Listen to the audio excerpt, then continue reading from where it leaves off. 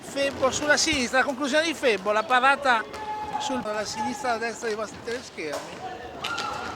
Mischia e pallina pericolosa per Tessarolo.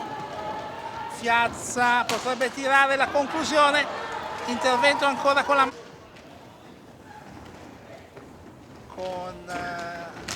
la conclusione del gol. 10:32, Andrea Zanini,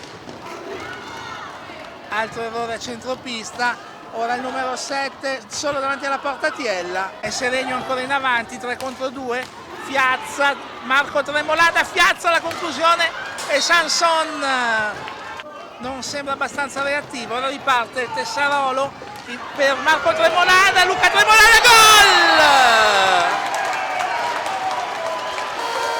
Luca Tremolada, gol! Marco Tremolada per Luca Tremolada. Luca Tremolada tiene la pallina in mezzo al traffico. Luca Tremolada, la sua conclusione. Il rimpallo. Cadono tutti. Febbo ed è rigore. Febbo elude Andrea Zanini. Il fischio, Fiazza, gol!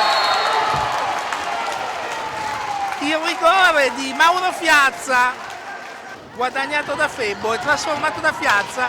Ancora Seregno, Febbo, la parata di Sanson. E Montecchio ha buttato in pista anche il 12, Gianni Calano, gol! Gol sul contropiede. Recupera ancora il Seregno, Tessarolo in mezzo per Cirino. Verso Carraro, la conclusione di Carraro, la parata di Dimone. Alberio, Tessarolo, solo gol!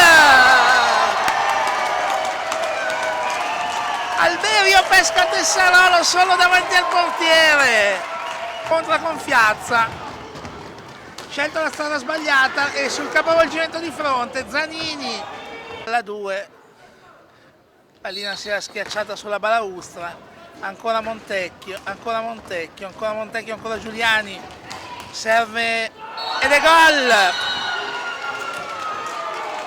Giuliani è dietro la porta, serve Davide Zanini. Seregno che può ripartire.